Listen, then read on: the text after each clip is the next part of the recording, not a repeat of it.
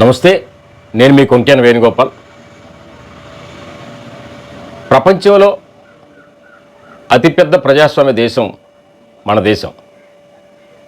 ఇంత పెద్ద దేశంలో ఎన్నికలు ఇప్పుడు జరుగుతున్నాయి. వివిధ దశల్లో జరుగుతున్నటువంటి ఎన్నికల్లో సామాన్యమైన ప్రజలు, సాధారణ ఓటర్లు ఖచ్చితంగా తమ ఓటు హక్కు వినియోగించుకుంటారు.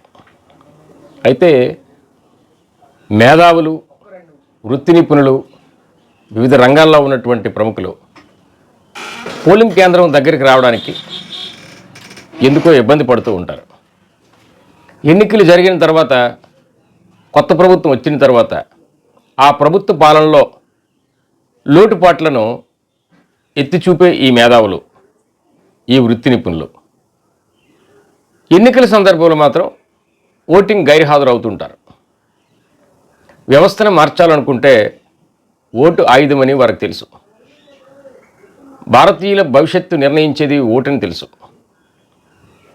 ఇతర విషయాల్లో తమ భవిష్యత్తు గురించి ఆలోచించడానికి ఎన్నెన్నో ప్రయత్నాలు చేసేటటువంటి వ్యక్తులు ఓటు దగ్గరికి వచ్చినప్పటికి మాత్రం ఎందుకో ఆలోచిస్తుంటారు.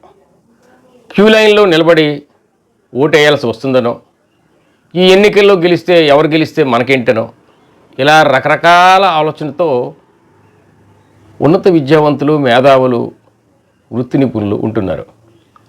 మరి సామాన్యులు ఎలా ఉంటున్నారు? వలస జీవులుగా ఉన్నటువంటి ఎన్నో కుటుంబాలు ఇక్కడ ఉద్యోగం లేక, ఉపాధి లేక దూర ప్రాంతాలకు తరలి వెళ్ళిపోయి ఎక్కడో పని చేసుకుంటూ ఉన్నా కూడా ఎన్నికల పోలింగ్ జరిగే రోజు ఎప్పుడు వస్తుందని ఎదురు చూస్తుంటారు.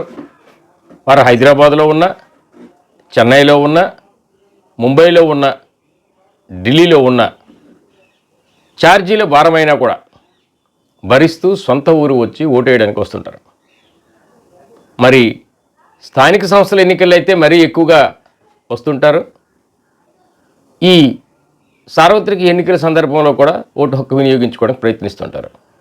మేధావులు ఇప్పటికైనా ఆలోచించి పోలింగ్ శాతాన్ని పెంచడానికి తమ ఓటు హక్కును వినియోగించుకోవాలని ఆకాంక్షిస్తూ ఉన్నాం.